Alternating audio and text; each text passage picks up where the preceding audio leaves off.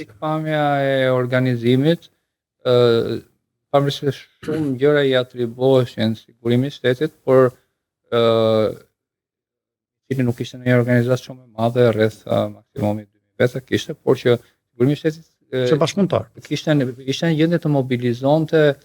gjithë institucionet e tjera për gjitha nevojat që i duhet, dhe kjo është tipike për shtete totalitare. Pra në një farë mënyrë, ne do flasim pak më vonë për reformën e sektorit sigurisë, ajo që desha të thosha për ta vendosur në kontekstin aktual, është vendosja e përgjegjshmërisë dhe llogaridhënies demokratike, që do të thotë që sigurimi kishte një lloj dominimi gjatë periudhës komunizmit, dhe nga momenti që i kërkonte, po themi, ushtrisë apo policisë që t'i ofronte shërbime të caktuara që kishin të bënin me realizimin e objektivit të vet, për të mbajtur shoqërinë sa më nën kontroll etj. Tërhiqet dhe nga burimet e, si thua, administrative, kapacitetet e institucioneve të tilla që thash më të mëdha që ishin policia dhe pra është një lloj disproporcionaliteti nga autorët e huaj. Kjo është një observim që ndoshta nuk lidhet shumë me diskutimin e sotshëm, ku thuhej në vitet e para që sigurimi i shtetit kishte rreth 30.000 antarë të tjerë, që ishin egzagerime. Pra, nuk ishin numrat ajo që dua të them, dhe lidhet me diskutimin edhe të aktual sotshëm, po ishin faktikisht roli dhe mbështetja e madhe politike që sigurimi kishte, dhe që i cili pastaj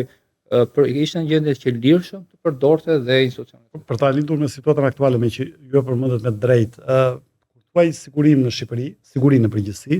lidhet natyrisht me sigurimin, apo jo sigurimin, dhe natyrisht sot mandej me shikun, me shishin, pra me organet të tilla. Ndërkohë që siguria është një koncept mjaft më i gjerë, ne e dimë në literaturë, përfshin sigurinë ekonomike, përfshin sigurinë e bazike të drejtave të njeriut, përfshin sigurinë mjedisore, me që jemi vetë rasti i Zvënecit që është elefanti në dom. Pra, gjithë këto aspekte tjera të sigurisë duket sikur janë të neglizhuara, edhe në debatin publik, por natyrisht edhe në politik bërës. Më lërë ta marr pak në mënyrë lineare, ajo që po duhet të them është që për ta përmbledhur, thash që diskutimi sot për reformën e sektorit sigurisë është pothuajse inekzistent, ndërkohë që meqense ju përmendët protestën, një nga objektivat e protestës, po jo objektivat, po si thua, ato që dallohen si frustrim që qytetarët kanë, është dhënia fund e kësaj periudhës 35 vjeçare që nga fillimi i tranzicionit. Dhe ajo që desha të them është që ndërkohë që pra është një lloj